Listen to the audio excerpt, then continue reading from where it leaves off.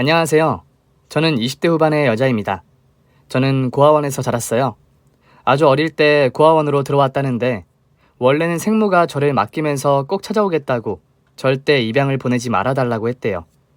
그러나 10살이 넘도록 생모는 찾아오지 않았고 결국 전 20살이 되기까지 고아원에서 자라야 했습니다. 하나둘씩 입양을 아이들을 보면서 처음엔 친구를 잃은 것 같아 섭섭하다가 나중엔 그 애들이 부러웠죠. 고아원에서의 생활은 말 그대로 복세통 그 자체였고 그나마 봉사를 오시는 분들이 있어서 종종 숨통이 좀 트이는 기분이었어요. 조금 자라면서부터 저는 고아원 안에서 언니답게 동생들을 돌봐야 하는 처지였는데 그럴 때만 자유가 주어지는 것 같았어요. 꼬마애들이 봉사자들에게 관심을 받는 사이 저는 늘 조금 떨어진 곳에서 혼자 있었어요. 예, 넌 왜 여기 혼자 있어? 저는 주로 고아원에서 이제는 쓰지 않는 오래된 놀이터 안에 있었는데 새로 생긴 놀이터가 고아원 앞뜰에 있었고 그 놀이터는 고아원 뒷뜰 구석에 있었거든요. 저는 늘 정글짐 한가운데 틀어박힌 채 누구도 다가오지 말라는 듯 어설프게 몸을 숨기고 있었어요. 그런 저에게 한 아주머니가 다가와 말을 걸더라고요. 그냥 혼자 있고 싶어서요. 그렇게 말하면 대부분의 봉사자는 알겠다며 밥 먹을 땐 꼭 당부한 뒤 돌아갔거든요. 그런데 그 아주머니는 저를 빤히 보시더니 그러시는 거예요. 혼자 있고 싶기엔 너무 어린애 같은데. 그 말에 전 욱하며 대꾸했습니다. 저 다 컸거든요? 제가 여기 동생들 다 돌보는데요? 어머, 그렇구나. 이 많은 동생을. 네, 아줌마는 봉사만 하고 가면 그만이지만 난 맨날 제대로 돌봐야 한다고요. 그러니까 혼자 있게 내버려둬요. 제 말에 그 아주머니는 대답이 없었어요. 한동안 정적이 흘렀고 전 어른에게 너무 함부로 말을 했나 싶어서 저 아주머니가 원장님에게 이르면 어쩌지 싶은 마음이 들었어요. 그때였습니다. 네가 스트레스가 많구나. 너도 아직 어린애인데 동생들 돌보느라 너 참 대견하다. 저에게 공감해주는 아주머니의 말에도 전 돌아보지 않았고 아주머니는 언제든 오고 싶을 때 오라며 저를 혼자 있게 해주셨어요. 그리고 다시 고아원 건물로 갔을 땐 다른 봉사자들은 있는데 그 아주머니만 없더라고요. 그 후로도 그 아주머니를 다시 볼 수는 없었어요. 그러나 아주머니는 봉사단 편에 저에게 줄 선물을 편지와 함께 따로 챙겨서 보내주시곤 했어요. 참 기특하고 대견한 진아에게 이건 너에게만 주는 선물이야. 절대 동생들 주지 말고 너만 먹어. 어떤 날은 시중에서 사기 힘든 맛있는 간식을 또 어떤 날은 예쁜 옷도 보내주시고 신발, 학용품 등 저만 쓰라며 꼭 제 것을 따로 준비해 주셨습니다. 그때마다 전 저 자신이 특별해지는 것 같고 그 힘으로 동생들도 더 잘 돌볼 수 있었어요. 그렇게 20살이 되어 고아원에서 나오게 됐을 때 일단 동대문에서 옷을 팔기 시작했습니다. 사실 제 꿈은 간호사였는데요. 일단 돈을 좀 벌어놓고 대학에 가고 싶었어요. 늘 주는 옷만 입다가 제가 옷을 팔기 시작하니 어찌나 재밌던지 직업 옷을 고르고 마네킹에 코디를 해서 거는 재미가 있었는데 제가 그걸 좀 잘했던 모양인지 손님들이 제법 많았습니다. 예, 너 장사에 소질 있다. 나랑 동업 한번 안 해볼래? 주변 상인들에게 동업 제안도 많이 받았고요. 젊은 여자 손님 중에선 저에게 온라인 매장을 내달라는 사람도 있었어요. 매번 와서 세르니까 너무 힘들어요. 온라인 매장도 내주시면 안 돼요? 처음엔 혹했어요. 근데 온라인 매장을 내면 오프라인 매장만 할 때보다 일이 10배는 늘겠더라고요. 사실 장사하는 시간 외에는 수능 공부를 하고 있었거든요. 돈을 좀 더 버느냐, 공부를 계속하느냐의 갈림길에서 결국 전 공부를 택했습니다. 왜냐하면 늘 편지로만 연락이 오던 그 봉사자 아주머니의 말이 떠올랐거든요. 세상을 살면서 돈은 필요하고 많을수록 편리한 건 사실이지만 결국 꿈을 쫓아가는 사람이 그 돈도 벌게 돼 있어. 혹은 돈보다 더 귀한 것을 얻기도 해. 제가 곧 고아원을 나간다는 것을 아시고는 한 번은 찾아오겠다고 하셨는데 결국 만나지 못했어요. 그럼에도 그분이 주셨던 선물과 편지는 제 평생 기억하고 싶은 소중한 것이었습니다.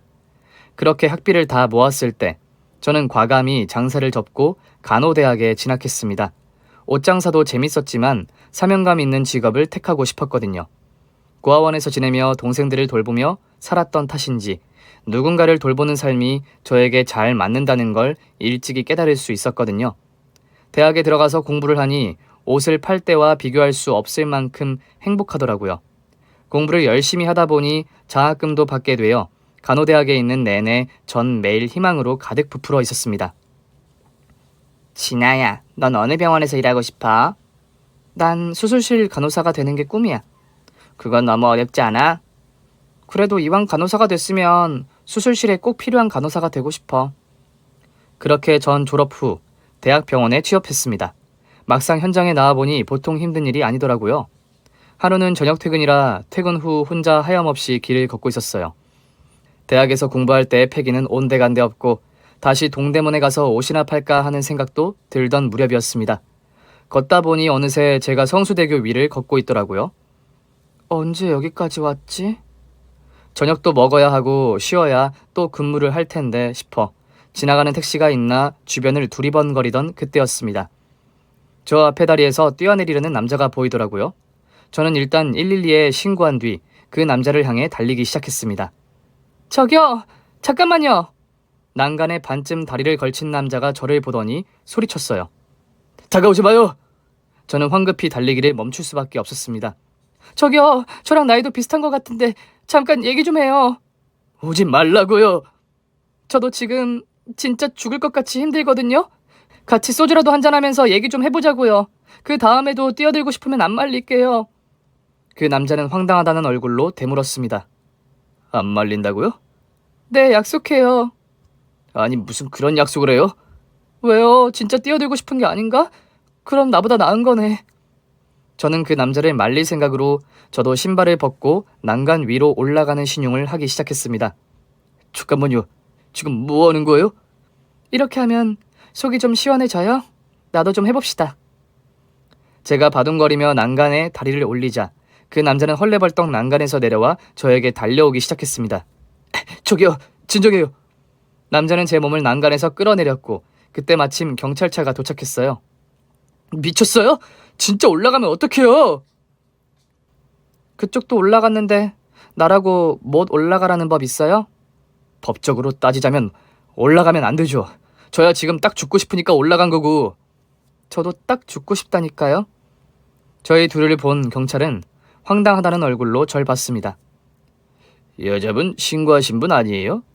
맞는데요. 아니 근데 말리기는커녕 본인이 난간에 올라가시면 어떡합니까? 저는 자리를 털고 일어났습니다. 다 작전이었는데요. 보세요. 이 남자분 결국 제 발로 내려왔잖아요. 경찰들은 저희 둘을 다 경찰서로 데려가 보호자들에게 연락하려고 했어요. 전 진짜 일부러 그런 거라고요. 이 남자분 내려오게 하려고. 그래도 일단 시도를 하셨기 때문에 보호자께 인도해야 합니다. 결국 전 하고 싶지 않던 말을 해야 했죠. 저 보호자 없어요. 제 말에 뛰어내리려 했던 남자도 놀라서 보더라고요. 저 고아예요. 결국 연락할 때라곤 고아원 뿐일 텐데 그분들 엄청 바빠요. 전 제 병원 출입증을 보여주었습니다. 저 여기서 근무하는 간호사거든요. 사람 생명 살리는 사람이요. 그러니까 전 좀 빼주세요. 저 진짜 뛰어들려던 거 아니에요. 저는 결국 신원을 밝힌 뒤 경찰서에 가지 않게 됐고 그 남자만 경찰서로 가게 됐죠. 남자가 경찰차에 타는 모습을 보다가 돌아서는데 갑자기 그 남자가 저를 부르더라고요. 잠깐만요. 남자는 경찰들을 뿌리치고 저에게 왔고 그 자리에서 택시를 불러주었습니다. 여기 집 주소 좀 적어주세요. 택시를 부르는 어플에 제 집 주소를 검색하라는데 솔직히 좀 당황스럽더라고요. 지금 같이 난간에 올라가 놓고 그쪽만 빠져나가려는 거잖아요. 나도 그쪽이 잘 들어갔는지는 확인해야죠. 안 그럼 같이 경찰서로 가요. 남자는 자기가 이상한 사람이 아니라는 것을 증명하려는 듯 자신의 직장 명함부터 집 주소까지 적어서 저에게 주었습니다. 여기 저부터 알려드리는 거예요. 경찰들이 지켜보는 가운데 뭔가 묘한 분위기가 돼버렸고 결국 전 남자가 말하는 곳에 우리 집 근처에 있는 지하철역을 검색해 주었습니다. 제가 택시비 냈거든요. 택시 오면 꼭 타고 가세요.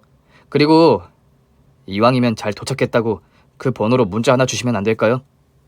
그는 자신이 저에게 준 명함을 가리켰습니다. 뭐 봐서요. 경찰분들 기다리잖아요. 얼른 가요. 집에 꼭 들어가고. 집에 들어가라는 말에 남자의 얼굴이 다시 시무룩해지더라고요.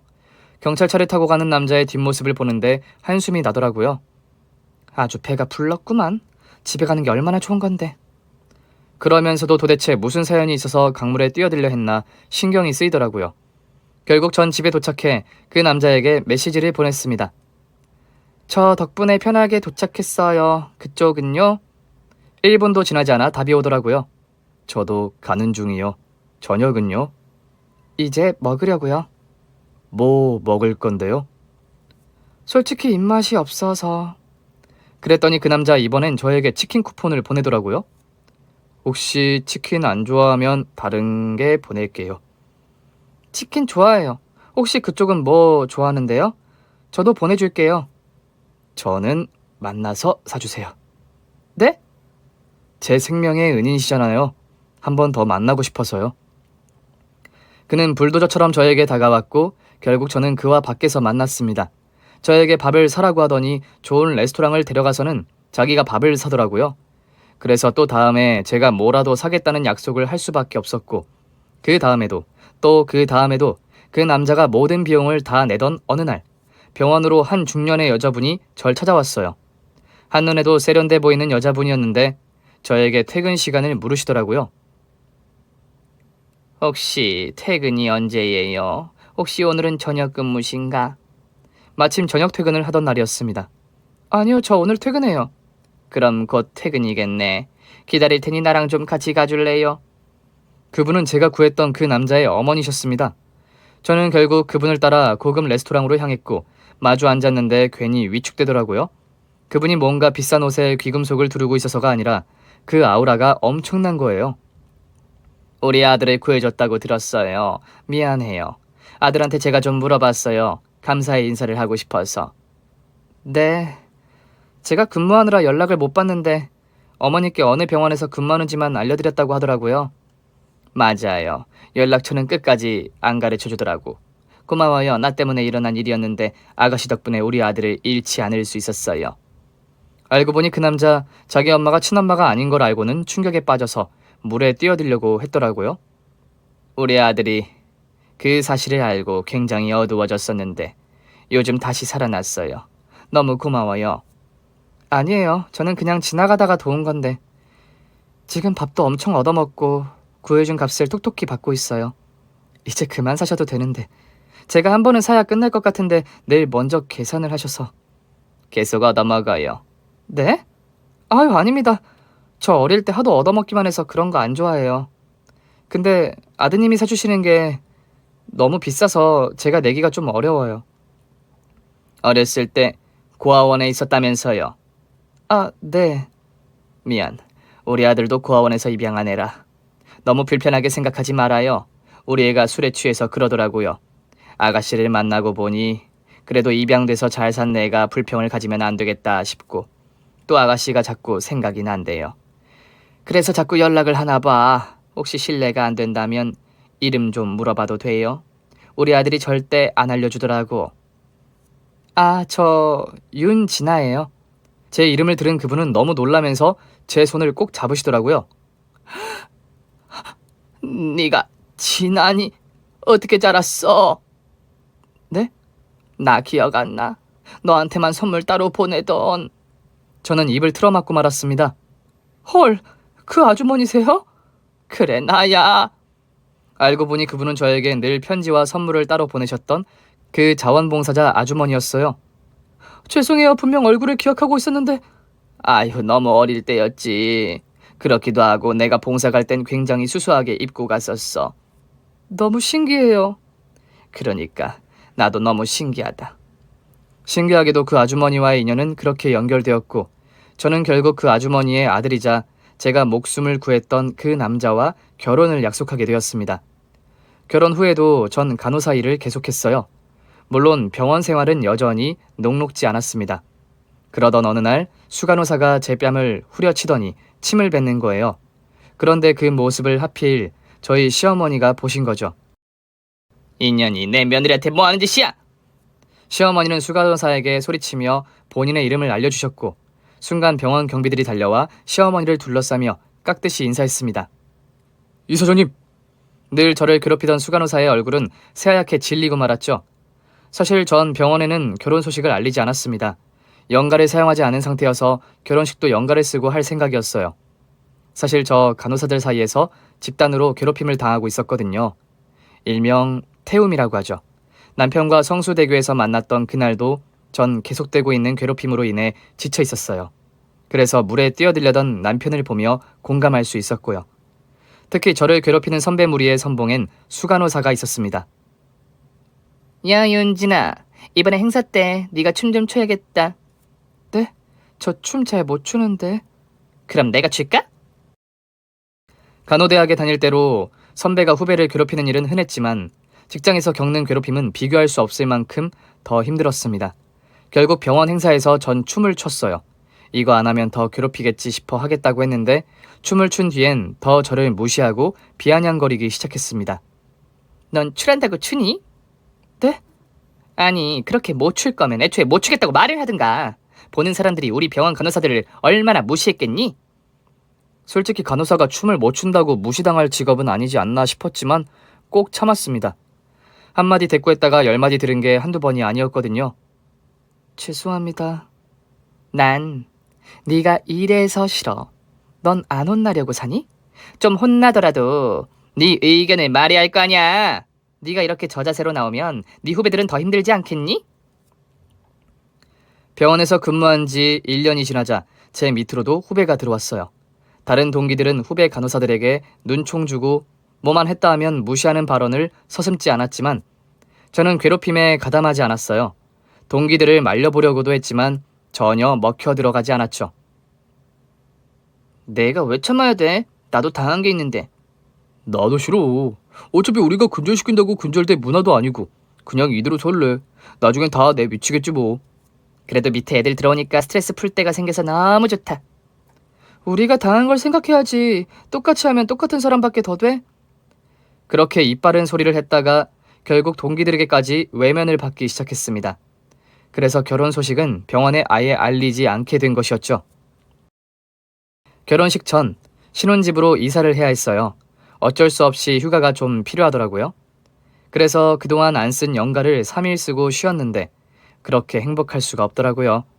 그 사이 전 남편과 혼인신고까지 마쳤고 짧은 휴가가 끝난 뒤 다시 출근하려니 마음이 왜 그렇게 무겁던지 그냥 가는 길에 교통사고나 났으면 좋겠다는 못된 생각도 들고 제발 오늘 갑자기 수간호사가 휴가를 썼으면 좋겠다 싶고 출근하는 제 표정을 본 남편이 묻더라고요.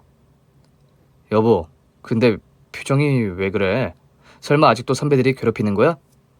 선배들이 그러려는 건 이제 그러려니 하는데 동기들도 날 싫어해. 내가 후배들 괴롭히지 말자고 했거든.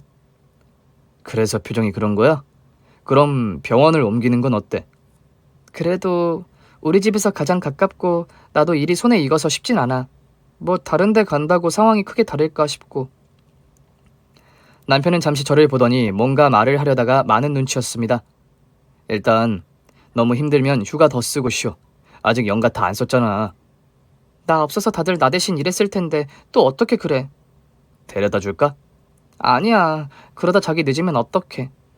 그렇게 다시 병원에 갔더니 아니나 다를까 동기들부터 시작해 수간호까지 저를 보는 눈빛이 예사롭지 않더라고요. 혼자 그렇게 오래 쉬니까 좋냐? 전 그동안 연가를 안 써서요. 이번에 뭐라 좀 쓰느라. 그러니까 다들 연기를 미리미리 하루씩 쓰는 데는 이유가 있지 않겠어? 그렇게 머리가 안 들어가서 어떻게 간호사를 해? 죄송합니다. 또! 죄송하다고 하지. 넌 맨날 죄송하다면 다야? 제가 오늘부터 더 열심히 일할게요. 솔직히 수간호사는 늘 휴가를 일주일씩 썼거든요. 저 결혼식 전후로 딱 3일을 겨우 쓰고 온 거였는데도 예상대로 난리를 치더라고요. 그런 저에게 후배 간호사들이 다가와 위로를 해주었어요. 선배님 몫은 저희가 다 했는데 수간호사님이 괜히 그러시는 거예요. 그러니까요. 저희끼리 교대 근무 바꿔서 다 채웠는데. 사실 후배들에게 부탁해서 교대 근무는 지장 없이 채워두고 간 상태였거든요. 너희도 알다시피 무슨 이유가 있어서 괴롭히는 게 아니잖아. 선배님한테도 저러시는데 저희는 어떻게 버텨요?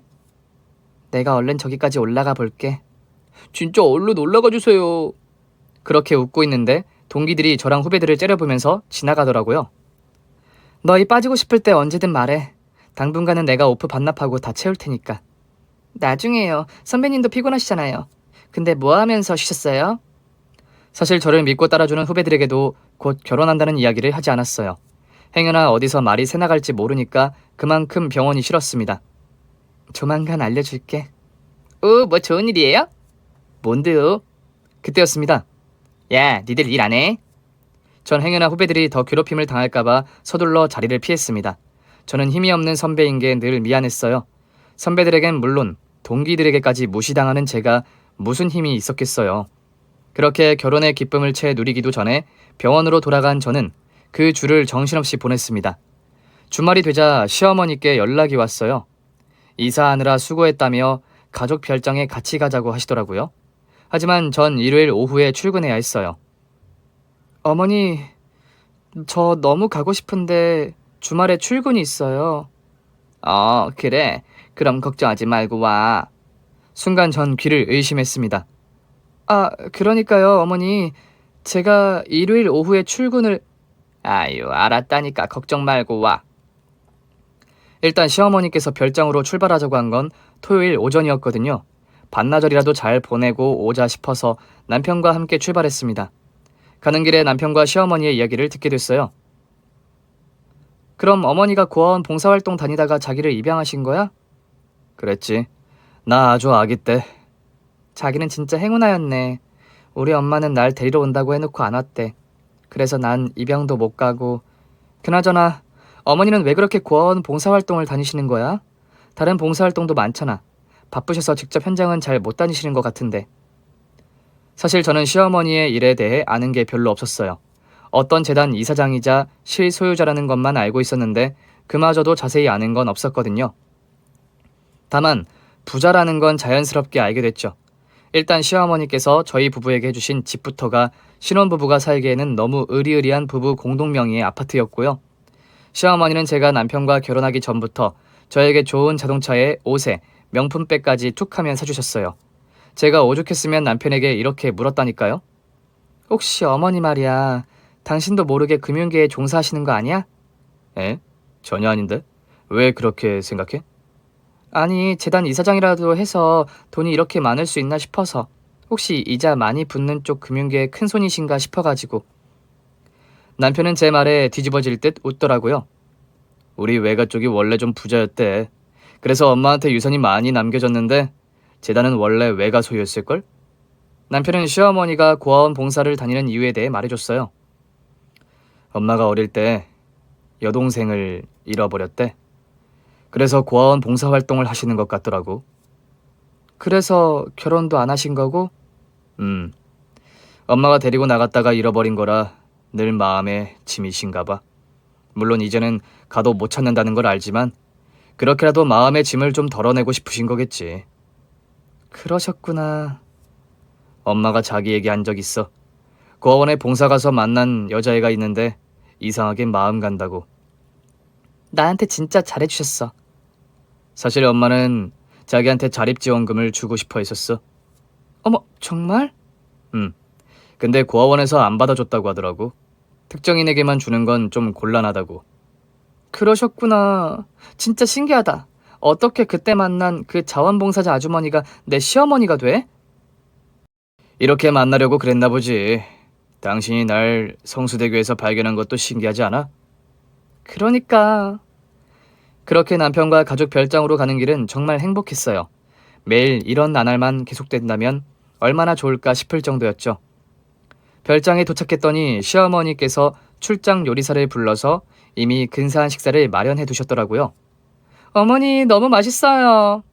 우리 새아기 많이 먹고 힘내. 병원 생활이 힘들다며.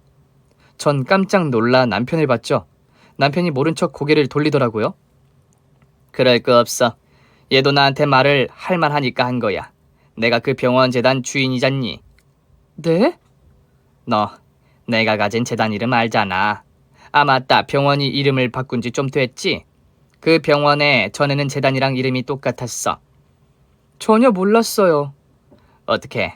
내가 간호사들 좀 손봐줄까? 에이, 아무리 재단 이사장이셔도 병원 일은 또 병원 일대로 운영되는 거잖아요. 그렇긴 하지. 근데 내가 또 마음 먹고 하려고 하면 못할 건 없잖니. 어떻게 하실 생각이셨는데요? 다 잘라버리지 뭐. 어머니 요즘 그랬다가는 큰일 나요. 특히 마땅한 사유도 없이 어떻게 그래요. 사유가 왜 없어? 내 며느리를 괴롭히는데. 시어머니식의 위로라고 생각했어요. 좀 터무니없지만 절 괴롭히던 간호사들이 다 잘리는 생각을 하니 속은 좀 후련하더라고요. 어머니, 생각만으로도 가슴이 뻥 뚫리는 것 같아요. 하지만 그랬다가는 또 재단 이사장 갑질이라고 공론화될 수도 있으니까 부디 참아주세요. 하여튼 우리 며느리는 너무 착해. 전 제 가족들이 욕먹는 게 더 싫어요. 그 사람들이야 이유 없이 절 괴롭히는 거지만 어머니께서 그 사람들을 해고해버리시면 진짜 사회적으로 큰 이유가 될 거예요. 전 진짜 괜찮아요. 저 잘 따라주는 후배들이 있어서 좀 위로가 돼요. 어쩐지 네가 왜 신혼여행도 미루나 했더니 눈치 보여서 휴가를 못 쓴 거였어? 그렇긴 한데 좀 이따가 또 써서 신혼여행 가야죠. 남편이 이해해줘서 정말 고마웠어요. 그러면서 남편을 보니 남편도 절 애틋하게 봐주더라고요. 식사를 마친 뒤 밤이 깊어지자 좀 초조해졌어요. 어머니, 근데 제가 통화로도 말씀드렸지만 일요일 오후 출근이어서요. 그게 내가 병원 원장한테 연락해서 조절 좀 하라고 했어. 네? 전 정말 깜짝 놀랐습니다. 뭘 그렇게 놀라? 너 다니는 병원 원장한테도 청첩장 보냈어. 그 생각은 전혀 하지 못하고 있었습니다. 어머, 그랬겠네요. 저만 눈 가리고 아웅했다는 걸 깨달은 순간이었습니다. 이렇게 된 김에 며칠 더 쉬게 해줄까? 아니에요. 월요일엔 가야죠. 하여튼 우리 며느리는 성실하기까지 해. 어쩐지 첫눈에 마음이 간다 했어. 맞다. 안 그래도 얘기 들었어요. 정말이에요? 제가 정글짐에 숨어있던 그때요. 처음엔 어린애인데도 좀 우울해 보여서 마음이 쓰이는 줄만 알았는데 그날 내가 급한 일이 생겨서 먼저 돌아왔거든. 근데 네가 자꾸 마음에 걸리는 거야. 솔직히 말하면 너도 입양할까 고민했었다. 남편과 저는 화들짝 놀라 서로를 봤습니다. 그랬다면 둘이 결혼은 못했겠네. 너희한텐 내가 은인이다. 그치? 시어머니의 말씀에 저와 남편은 크게 웃었어요. 저한테나 남편한테나 이미 여러모로 은인이시죠. 더 가까이서 돌봐주고 싶었는데 우리 아들 구했다는 너를 만나는데 사실 좀 놀랐어. 왜요? 어릴 때 얼굴이 남아있더라고. 정말요? 전 전혀 못 알아봤잖아. 봉사 갈 땐 엄청 수수하게 가서 그래. 그땐 화장도 하나도 안 하고 갔으니 풀메이크업한 나를 어떻게 알아보겠니? 그러면서 시어머니께서 지갑을 꺼내시더라고요. 시어머니는 지갑 안에서 웬 여자아이들 사진을 꺼내 보여주셨습니다. 거기 키 큰 애가 나고 키 작은 애가 내 여동생. 사진을 보는데 마음이 뭉클하더라고요. 사실 저 얘기 들었어요. 잃어버린 여동생 때문에 고아원 봉사활동도 시작하셨다면서요. 사실 이 사진을 최근에서야 찾았어. 그동안은 앨범에 숨겨놨었거든. 보는 게 너무 괴로워서. 그런데 제 얼굴을 가만히 보시던 시어머니가 불현듯 여동생의 사진을 다시 보시더라고요. 잠깐.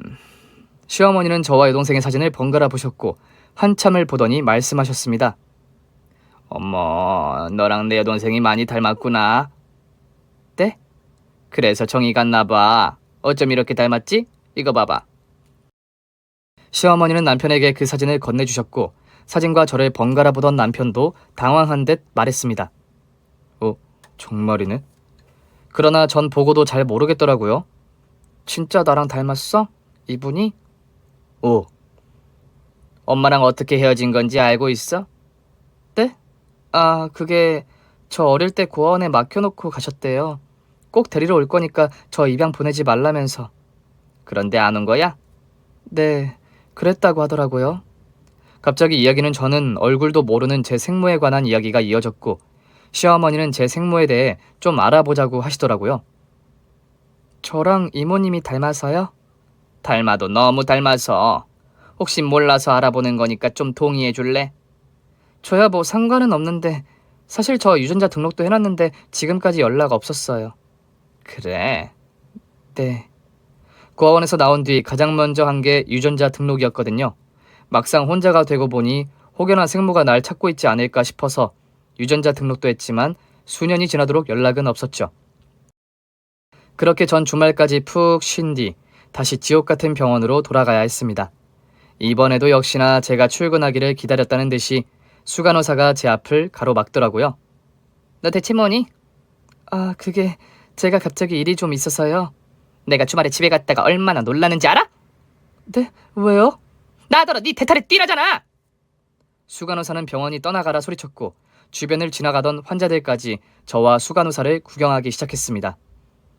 죄송해요. 전 누가 대타 뛰는지는 모르고 조만간 제가 수간호사님 대신 대타를... 야, 그건 당연한 거고 내가 지금 말하는 건 네가 내 주말을 망쳤다는 얘기를 하는 거잖아. 진짜 죄송해요. 저도 모르게 일어난 일이라. 뭐? 너도 모르게 일어나? 네가 안 했는데 나한테 대타 뛰라는 연락이 왔다고? 수간호사는 제 주변을 빙빙 돌며 걷더니 어이가 없다는 듯 말했습니다. 아니, 어디가 다친 것도 아니고 오히려 얼굴이 펴서 왔네? 너 얼마 전에도 며칠씩이나 쉬었잖아. 죄송합니다. 또 죄송하다고만 하지. 그런데 그날은 수간호사의 반복되는 잔소리가 너무 듣기 싫더라고요. 그럼 제가 뭐라고 할까요? 뭐? 그럼 제가 뭐라고 하냐고요. 솔직히 대타 연락 받으셨어도 안 했으면 되잖아요. 저 괴롭히려고 일부러 하신 거 아니에요? 그럼 병원장님 부탁이라는데 내가 어떻게 거절을 해? 선배한테 콕 집어서 대타 연락이 왔다고요? 그냥 병원장님 부탁이라 잘 보이려고 하신 거 아니고요? 수간호사가 바로 대답을 못하더라고요. 너 대체 뭔데 병원장님이 대타까지 구해달라고 연락을 해? 너 여기 빽 있니? 그것 보세요. 대타를 구해달라고 연락하신 거네요. 간호사님한테 대타해달라고 한 게 아니라. 그 순간 수간호사가 제 뺨을 내리쳤어요. 뭐? 간호사님? 내가 니들이랑 동급이야? 얼마나 세게 때리는지 순간 눈앞이 다 번쩍하더라고요. 그런데 그 모습을 저희 시어머니가 보고 계셨던 겁니다. 아니, 이게 무슨 일이야? 순간 저희를 둘러싸고 있던 병원 방문객들 사이에서 저희 시어머니가 위풍당당하게 걸어 나오셨습니다. 저는 깜짝 놀랐어요. 이년이 내 며느리한테 뭐 하는 짓이야? 지금 뭐라고 하셨어요? 이년, 얘가 그쪽 며느리라고요? 수간호사는 아주 입에 개거품까지 물고 저에게 따져 물었습니다. 야, 너 나 몰래 결혼이라도 했니?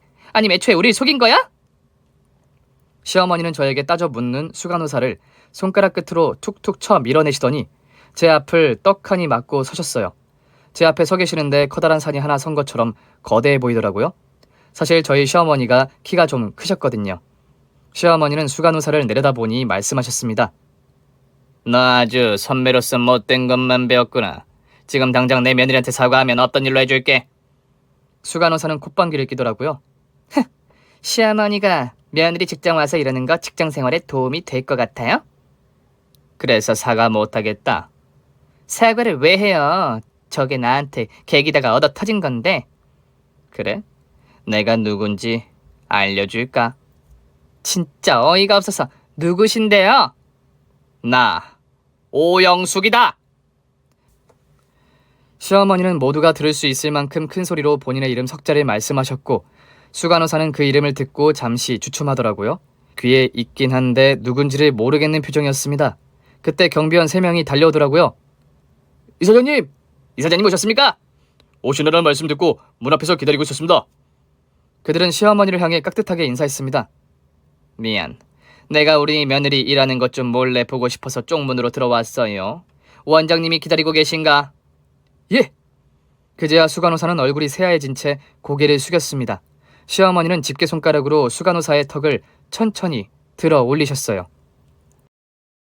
며느리 직장에 온 게 아니라 내 소유 병원에 온 거야. 원장이랑 약속한 게 있어서 일단 가봐야 할 것 같고. 세아가, 넌 나 따라오고. 예? 저요? 우리 오늘 갈 때도 있고 원장한테 미리 말해놨어. 네 대타할 친구 올 거야. 그냥 아예 새로 한 명 뽑았어. 간호사 한 명 더 있으면 더 좋잖아. 그렇긴 한데 그래도... 그 와중에도 전 수간호사의 눈치가 보이더라고요. 그러나 수간호사는 저와 시어머니 쪽을 향해 90도로 인사를 하면서 말했습니다. 제가 잘못했습니다, 진아씨. 미안해. 그러나 시어머니는 눈을 아래로 깐 채 제 손을 잡고는 그 앞을 쌩하니 지나쳐버렸습니다. 저는 시어머니의 손에 끌려가면서도 영문을 몰라 어리둥절했죠. 저 선배가 왜 저러는 거예요? 그래도 수간호사 정도면 여기 아니어도 어느 병원이든 취업할 수 있잖아요. 우리 며느님이 이렇게 세상을 몰라요. 아무리 수간호사면 뭐해. 내 입 뻥끗 한마디면 이 바닥에 발 못 붙여. 시어머니는 원장에게도 저를 소개해 주셨어요. 우리 새아기. 내가 딸이 없잖아. 내가 너무 아끼는 아이예요. 저희 병원에 우리 이사장님 며느님이 계신 줄도 모르고 주말에 전화 받고 깜짝 놀랐습니다. 우리 원장님 진짜 입 무거우시네. 내가 우리 며느리 정체는 일단 밝히지 말아달라고 했는데 진짜 안 밝히셨더라고요. 그럼요. 누구 명의신데 제가 여기겠습니까? 알고 보니 시어머니께서 일부러 제 정체를 못 밝히게 하셨더라고요. 저를 괴롭히는 선배의 실체를 현장에서 잡으려고 하신 것 같았어요. 전 시어머니의 손을 잡고 병원을 나왔습니다. 나오는데 수간호사가 정문 앞에서 덜덜 떨며 기다리고 있더라고요. 이사장님, 제가 진아 씨한테 좀 하고 싶은 얘기가. 누가 감히 우리 며느리하고 함부로 대면하겠대? 가서 본인 일이나 잘해요. 할 수 있을 때까진 최선을 다해야 할 거 아니야. 시어머니는 또다시 수간호사의 앞을 쌩하니 지나가시려다 말고 다시 수간호사를 보며 말씀하셨습니다. 내가 지금 원장한테 단속해놓고 왔어. 지금 이 시각부터 후배 간호사 괴롭힌 수간호사의 행태를 고발하는 사람에게 보너스 나갈 거고, 고발서가 전체 간호사 중 절반 이상 고발서를 쓰면 수간호사는 불명예스럽게 우리 병원에선 퇴직하게 될 겁니다. 이사장님, 저 애 셋 엄마예요. 그럼 더 안 되겠네. 애 셋 엄마가 밖에 나와서 사람에 대한 존중도 없이 이렇게 살고 있다고? 제가 잘못했습니다. 제가 오늘부터 진아 씨한테 진짜 잘하고 다른 후배들한테도 정말 잘할게요. 그런 건 누가 시키기 전에 해야 멋진 사람이지. 높은 위치를 갖게 됐으면 좋은 문화를 만들어갈 생각을 해야지. 자기가 당한 만큼 똑같이 괴롭히겠다는 심보로 살면 되겠어? 수간호사는 무릎을 꿇은 채 울기 시작했지만 시어머니는 제 손을 잡은 채 그냥 지나가셨습니다. 그 모습을 저를 따르던 후배 간호사들이 창문 너머로 보면서 웃고 있더라고요. 저는 후배 간호사들에게 그동안 수고했다는 의미로 엄지를 들어 보였고, 간호사들 역시 감동한 얼굴로 저에게 엄지를 치켜 세웠습니다. 그나저나 일단 시어머니를 따라 차에 타긴 했는데 이제부터 뭘 어떻게 해야 할지를 모르겠더라고요. 근데 이제 저 병원 안 나가요? 새 사람 뽑으셨다고 해서요. 일단은 나랑 어디 좀 가자. 어디요? 가보면 알아. 시어머니의 차가 도착한 곳은 한 납골당 앞이었습니다. 저는 좀 어리둥절했어요. 여기는 왜... 시어머니는 또다시 제 손을 잡고는 조용히 그 안으로 들어가셨어요. 그리고는 한 분의 서랍 앞에 서시더라고요. 그런데 그 서랍 안에 유골함과 함께 제 사진이 있더라고요. 이분이 네 생모시다. 네? 널 안 데리러 온 게 아니라 못 데리러 왔나 봐. 많이 아팠대. 수술을 받으라 널 고아원에 맡긴 모양이야. 그게 정말이에요? 어떻게 이렇게 빨리... 네 엄마가 내 동생이 맞는 것 같아. 네? 지금 유전자 분석 들어갔어. 곧 연락 올 거야. 저는 유골함 앞에 있는 저와 함께 사진을 찍은 젊은 여자를 봤습니다. 사진 속 아이가 너무나 분명히 저여서 아니라고 생각도 할 수가 없더라고요. 너무 놀라서 그 안을 보고 있는데 시어머니의 휴대폰으로 전화가 오더라고요. 그래요. 역시 그랬구나. 혹시 키워주신 분이나 주변 사람 중에 살아계신 분이 좀 있나? 그래 알겠어요. 저는 전화를 끄는 시어머니를 받고 시어머니는 돌연 서럽게 울기 시작했습니다. 내 동생이 맞대. 그래서 내가 널 보는 순간 마음이 움직였나 보다. 저는 시어머니를 꼭 안아드릴 수밖에 없었습니다. 전 버림받은 줄 안 입장이었지만 시어머니는 잃어버린 입장이었으니까요. 저희는 엄마를 키워주신 분들을 찾아봤지만 그분들은 이미 돌아가신 상태라 뭐가 어떻게 된 건지 알 수는 없었습니다. 그러나 저는 분명한 걸 알게 됐죠. 생모가 절 버린 게 아니었다는 것을요. 생모의 정체를 알고 난 뒤 저는 한동안 병원을 쉬었습니다. 그리고 시어머니와 함께 긴 여행을 다녀왔어요. 비록 생모의 얼굴은 끝내 보지 못했고 시어머니 역시 여동생의 얼굴은 보지 못했지만 그분으로 인해 이어진 저와 시어머니의 인연이 참 귀하다 싶었습니다. 여행 중 시어머니께서 저에게 제안하셨어요. 재단 사업 말고 영리 사업도 좀 해볼까 하고 있는데 너 간호대학 가기 전에 동대문에서 옷 장사했다며? 혹시 사업으로 해보고 싶은 마음은 없니? 아니면 계속 간호사 하다가 나중에 재단 일 해도 좋고. 사실 제가 간호사가 되고 싶었던 건 고아원에서 지낼 때 아픈 애들이 많았거든요. 그런 애들을 꼭 치료해주고 싶었는데 잘할 수 있겠죠? 잘할 수 있게 내가 도와줄게. 저는 결국 병원으로 돌아가기로 했습니다. 평소처럼 초긴장을 한 채 병원에 갔는데 후배들을 제외한 모든 간호사가 바뀌어 있는 거예요. 절 보자마자 후배들이 달려왔어요. 선배님 다 잘렸어요. 뭐? 모르고 오신 거예요? 난 전혀 몰랐어.